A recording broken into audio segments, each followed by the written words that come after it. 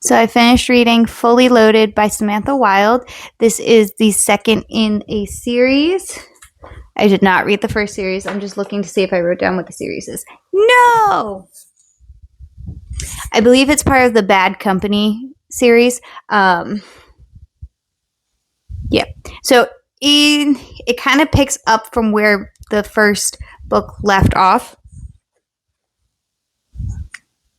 And I do think it would have been helpful to read the first book because I think it would have given you a bit more perspective on what the main character in this book, Dani, what Dani's kind of going through. So she has decided to up and move to Vienna.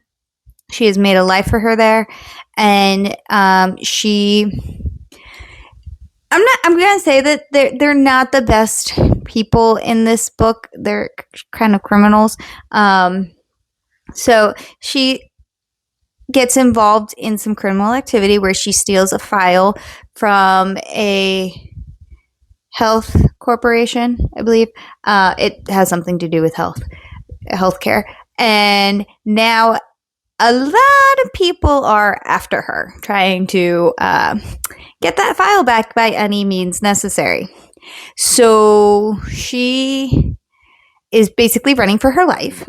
And instead of calling her best friend, because she doesn't want to put that on her best friend after what they just went through in the first book, hence why it might be important to read the first book, she ends up calling Brock, which she doesn't really want to do, but she does it anyway. So Brock is, by the way, the air conditioning's turning on. If you hear it, I'm sorry, but I'm keeping going anyway.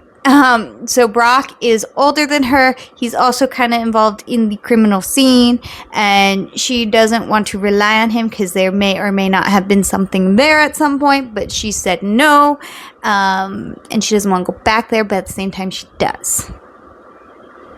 So she calls him, and he, of course, comes like running to her side and gets involved. So they're now both running for their lives.